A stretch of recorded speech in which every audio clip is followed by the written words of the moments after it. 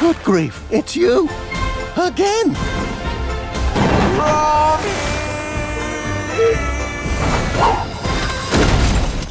Nick and Merlin, thank you so much for making this movie, and it's so beautiful. Congratulations also on the Oscar nomination. You must be absolutely stoked. Yeah, over the moon. totally stoked. Yeah.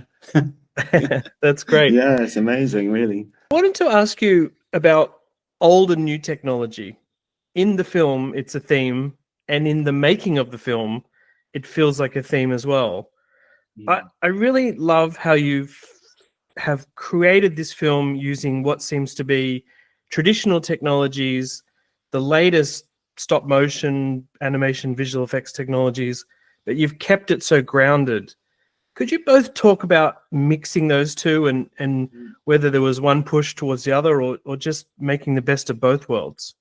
Yeah.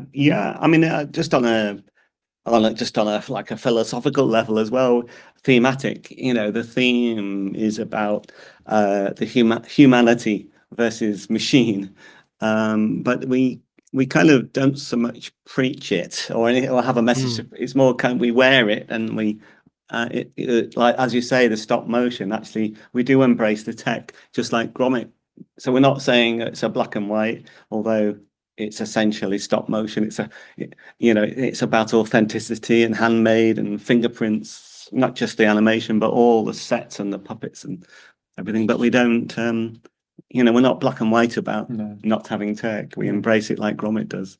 So at the same time, and you're right. It is a very conscious choice on this film for it to have its roots in the craft and the handmade and the human touch, but to use all the very latest toys in the box to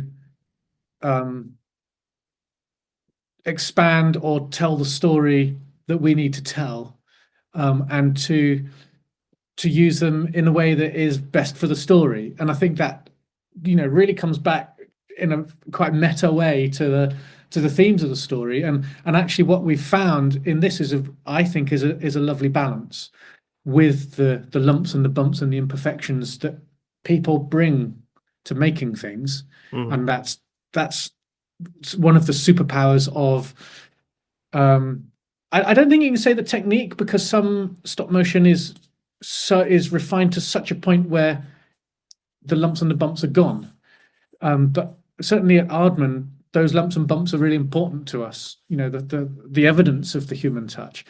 And when we bring the CG in, and in this case it is visual effects, the only time we use CG for characters were for the boots under the van when all the Norbots are sort of holding the van up and running, and that was for practical reasons more than anything else, but it wasn't a performance piece. That was very much an effect.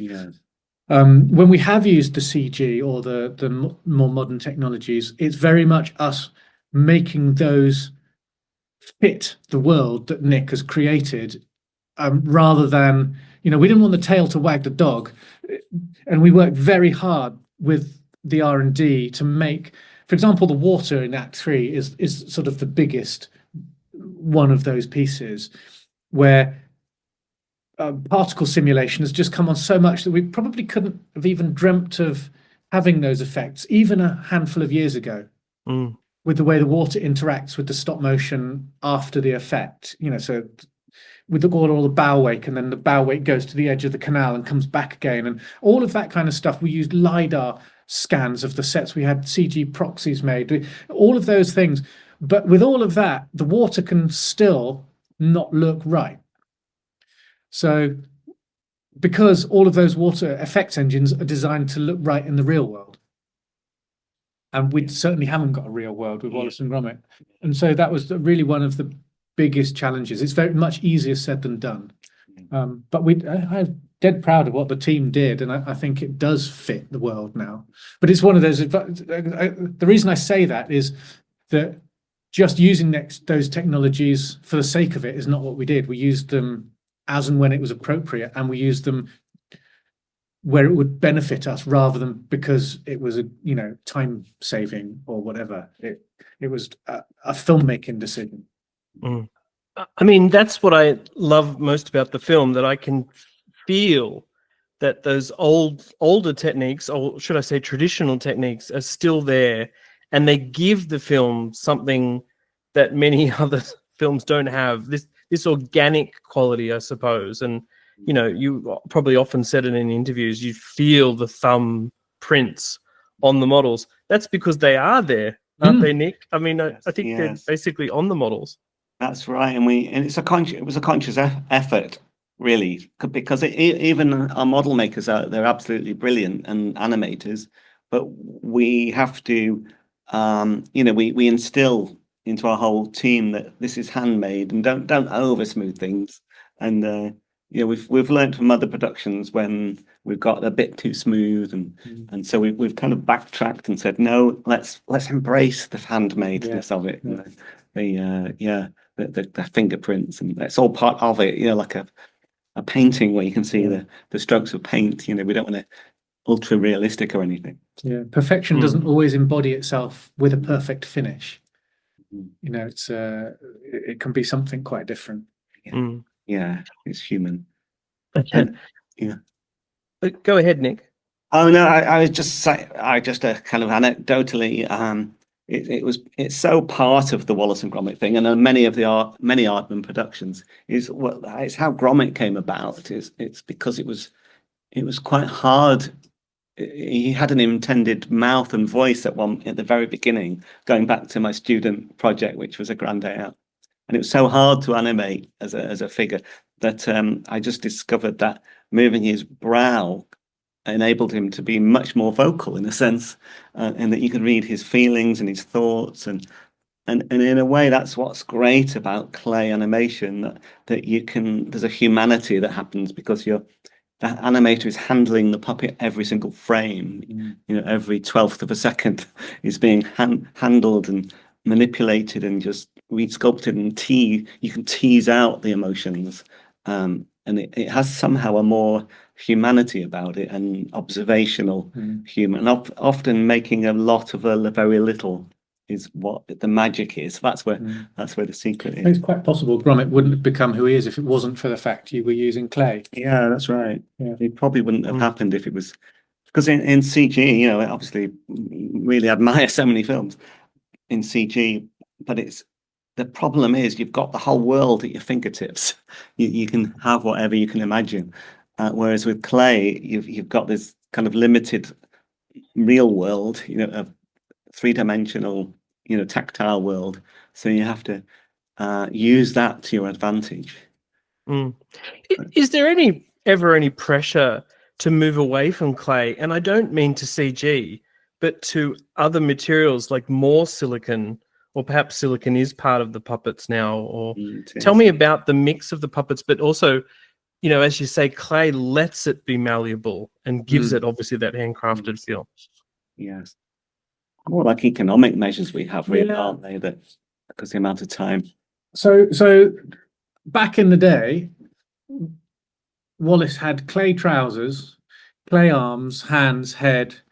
Don't know what did you do his boots out of? Always solid, actually. Always solid. They were Fimo in Grand Day Out. And his tank top was always a resin, because you need to grip it and the sculpt would break.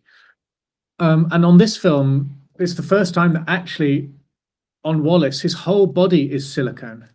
So I can move him now. He's just like an expensive action figure. And his hands and his face were always clay, because they're and still are, and for the expressiveness. And silicone is really great a lot of the time now. And even a few years ago, we couldn't have done this, because you could have it looking good, but it wouldn't move well, or you could have it moving well, but it wouldn't look good. But now the material technologies that our model makers use allow them to get the detail we want and everything. But even then, silicone doesn't answer all the questions, and we would refer to modeling clay. So it's about, sometimes you will have plasticine legs, won't you? Absolutely, or sleeves. The same with Gromit. But it means that the animator doesn't have, every time you move his arm and get creases, the animator isn't trying to sculpt that every frame. So it speeds up the animation in some ways. But it doesn't, like say, it doesn't do everything. But sculpting the expressive parts, hands, faces, that can't really be anything different. It always needs to be, for Wallace and Gromit anyway. It needs to be so. Yeah, Mm. yeah. Feathers is still all clay, except for his legs, except for his feet. Yeah. And I think that the glove is sometimes silicon, isn't it? Yeah. But Norbot has gone all silicon because he's a robot, And his face is resin, isn't it? and we don't want really fingerprints to be boiling on the surface.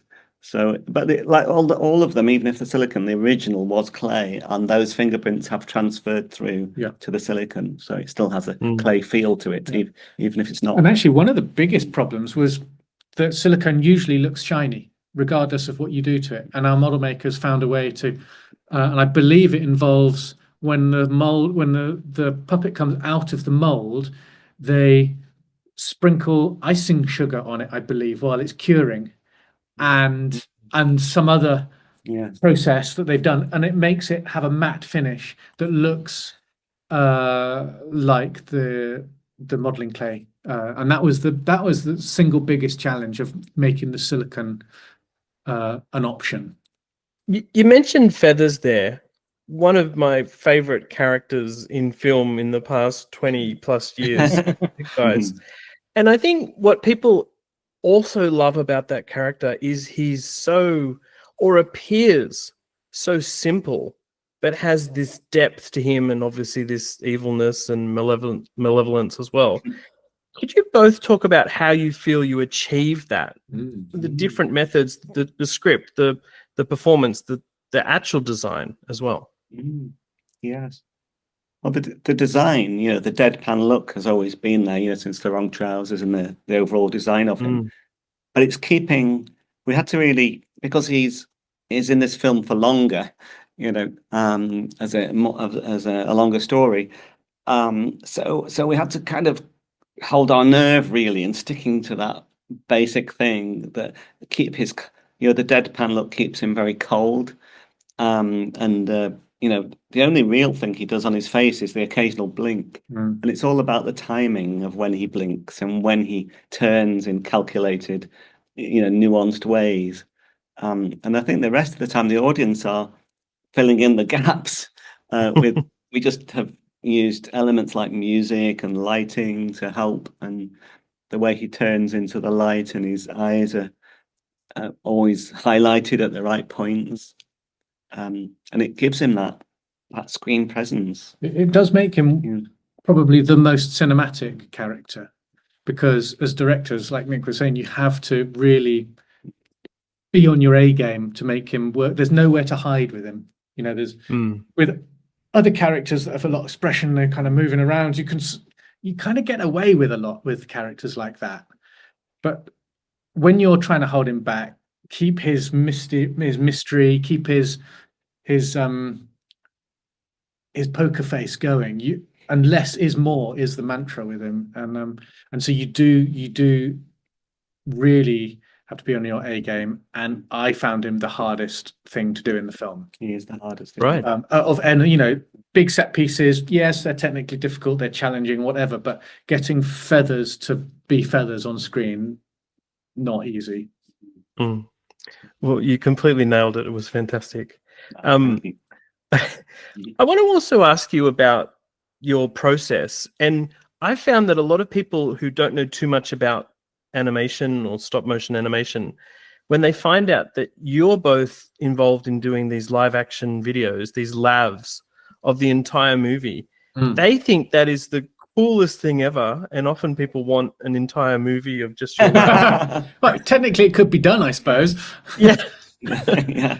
But I'd love to explore that with you in terms of both, confidence in your own acting, the way that it helps you communicate thoughts and performance to the crew. Just tell me a bit more about the LAV process. I mean, I think because we were both animators. Yeah. I think that's interesting part of the equation as well, is that we know what it's like to animate. We know what we like and what works and what doesn't. Yeah. Yes. And you've done acting, haven't you, before? Yeah. I was a performer and out in the real world. Yeah, and I've never been trained or anything, but I've always been fairly shy in reality. But for some reason, I don't mind making a fool of myself on camera, which you have to do. You really Some do. animators like doing it, some don't. And Yeah. so we end up doing it a lot of the time because it's what, because we know the movie, from beginning to end. So we use it as a tool to convey to the animator what that particular scene demands of a character, or what comedy idea we have. And it's not so that the animator can copy frame for frame and make it realistic.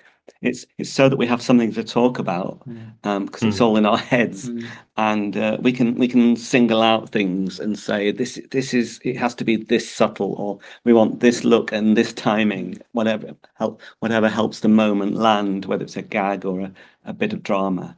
And characters with voices have a constant, which is the voice artist. Feathers, Gromit don't have that, and a large sequence might have 2, 3, 4 different animators working on it, and so we kind of become the line of continuity for performance. And I think that's one of the main factors that gives us that overarching kind of marshalling of the performance, so that Gromit or Feathers or whoever the character is kind of has the journey that's required for the sequence. It's like, because there's there is dialogue obviously, but they are very much silent characters, because it's all about body gestures, isn't it? Body movement, and we can carry that. It's easier. The animator will always ask you, how does Wallace do this or that? But it's hard to put into words sometimes. It's much easier to do it and say, well, more like this, whatever. When he picks that up, it's not or it's not too elaborate. It's Wallace. He does it in his way. I remember at the beginning of the film, we sort of sat down with the animators and started sort of bringing them back into the Wallace and Gromit world, because they'd been working on other jobs. And you can spend hours talking about it. Oh yeah, well, he'd do this and he'd do that and the other. And actually, when you get up and show them, you could probably do what you were talking about for the last 2 hours in about 10 minutes, just by getting up and showing them and acting and performing it. Show don't tell. Yeah, show don't tell, and that's very true for filmmaking, isn't it? Yeah. I wondered, as directors, whether you still had any time or inclination even to get in and animate any of the characters, any of the scenes. Did that occur on this film? It's hard on a feature film. Almost impossible. Kind of, you're spread across so many, every day, across the whole film, so many scenes that need setting up. Just not feasible, is it? Yeah, no. I mean, I suppose you could stamp your feet and say, I want to do something, but it would be at the sort of the sacrifice to something else. And as directors, I think we just need to let go, and the animators are amazing that we have at Aardman, and so they'd probably do a better job than we could, because we're out of practice, to be honest. It's kind of part of the deal in a way, isn't it? If you want to make a big movie, you have to give up that aspect to have a more of an overview of the film and a bigger picture directing. But as previous animators, how do you actually cast your existing animators and new people who have come into the team? Do you tend to give particular animators certain scenes that you think will be strong for them? Definitely. How does it get split up? It is about casting, isn't it? Yeah. Just like with actors. Yeah. Yeah. And sometimes, if an animator asks the production manager if they can do a particular sequence, then if that sequence is chiming with them for whatever reason, then they're probably going to put more into it. So we do listen to them as well. But we know our animators very well. We've worked with a lot of them. I mean, for decades even. And so you do have a gut feeling about who would be stronger on certain sequences, and try and make that happen. Yeah, it's very important, isn't it? Yeah. And some people specialize in one character, some have a multiple appliance, And weirdly, when you know the person, they they always put a bit of themselves in the performance, and you can see that whichever character they're doing, you can see a bit of that individual in the character, and that's really important. That's what actors do. They bring themselves. A performance should be putting themselves on the line, and in a weird way, the best animators do that as well. A good example was Norbot with Rodri. Oh yeah, He was Norbot. yeah. We did labs with it, and he was Norbot. You could have stuck a hat on him, and some of that when Norbot gets charged in Gromit's bedroom. Yeah. And he just was just like that character. Mm. But a good example as well of casting is Feathers McGraw, because he needed such finesse and discipline. There was only about 4, or was it 5? Certainly 3, 4, maybe. Would actually dare volunteer to animate, or not just volunteer, or who we would let. Yeah. I'm very aware of the animatics process and pre-planning, and of course your LAV process. I'm curious though whether the film evolved or you made changes during the editorial process, for pacing as music came in. Perhaps it sounds to some people outside, again, animation, that they feel like it's a very rigid process once you have sorted out story and solved things. But did that happen? Did things evolve? Absolutely. And it's part of the nature of stop motion, because we're not following. I think other techniques, you tend to follow the story reel more rigorously. And it becomes the layout. Almost becomes an extension. Yeah, that's right. The storyboard evolves into the actual composition and framing of the film. And it's a very separate thing, isn't it? It's a springboard. It's like that. Yes. It informs what comes next rather than being the blueprint for what happens. Yeah, it's more just to get the story sorted, really, and the kind of timing to a degree. And it's loosely a close-up or loosely a wide, and but we shoot every shot. I think in other techniques they shoot to the frame, whereas we give a little handle on the beginning and end of every shot, which actually gives you quite a bit of leeway when you're editing, and you can change the order of shots. And surprisingly so, isn't it? Yeah. Sometimes we realize that the way we've got it in the boards isn't quite right, and so we can still play around as a film editor would. Yeah, and I think if you don't do that, you rob yourself of making it better at every stage. If it's I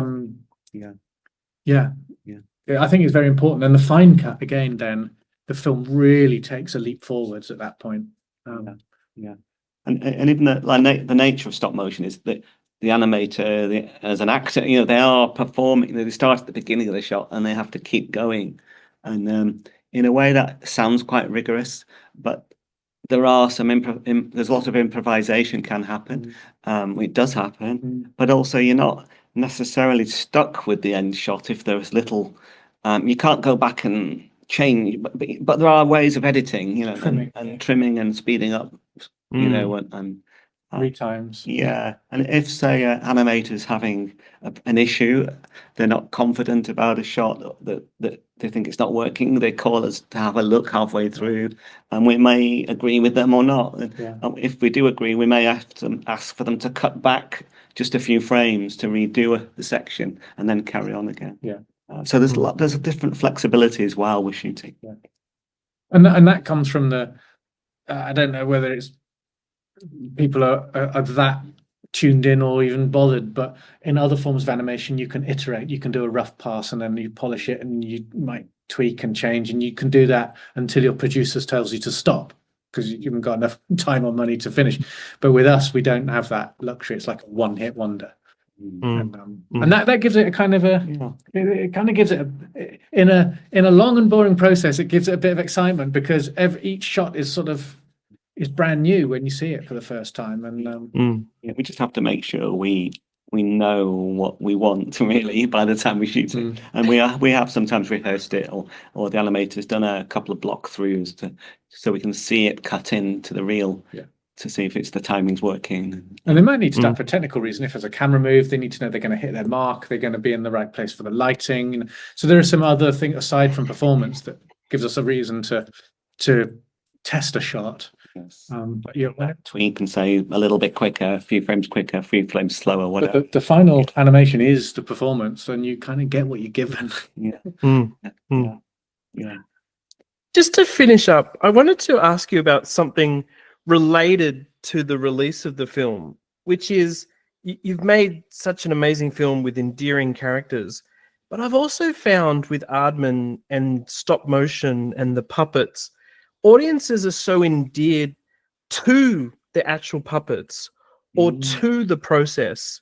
And for example, Will Beecher brought the puppets to a conference I went to last year in Italy, Oh, and Turin, I've never yeah. seen in Turin, and I've never seen so many grown men want selfies with a puppet in my life The doll. before. Which, including me, of course. Yeah. That's one aspect of it. And then also the time-lapse photography that is a very big part of behind the scenes of stop motion feels like a secret weapon in the marketing of these films. I just wanted to get your thoughts on that side of it. It's sort of related to the handcraftedness, traditional feel, but that time-lapse in particular is so fun. I guess there's a fascination with the process, and that we're often sort of said, oh, you must be really patient, because people can't quite believe people would invest this amount of time and energy into something so meticulous. And so and I think they often, with the advent of computer animation, I think there's a misunderstanding where people believe out in the real world, people believe the computers are doing a lot of that, but actually computer animation is actually quite handmade in the actual animation. It's the rendering of it and everything else that the computer comes to the fore. But I do think, like, characters that, especially these ones that Nick has made, people believe they exist outside the films, and they're kind of bigger than the films now.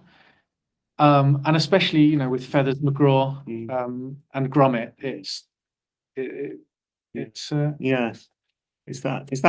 and going by what you were saying earlier as well, it's that appeal to seeing behind the scenes how things are done. It's the magic trick, isn't it? Yeah, and it's the magic. Yeah, it is. Are we spoiling it for the magicians out there? We're telling them how you do the trick. I remember actually in the early days when I first saw one of those Ray Harryhausen, those Mother Goose tales. I think it was Hansel and Gretel. And I remember being just so absorbed by it. I had no, because it was like puppets, but I couldn't see any strings, and they weren't moving like marionettes, and so it had like an intrigue. And I remember that was one of the first things that got me kind of fired up about stop motion, wanting to know about it. Well, I love that too, and I also just love the final result. So thank you, Nick and Merlin, for talking to me about it. Really appreciate it. Thanks so much. Thank you. Great talking to you, Ian.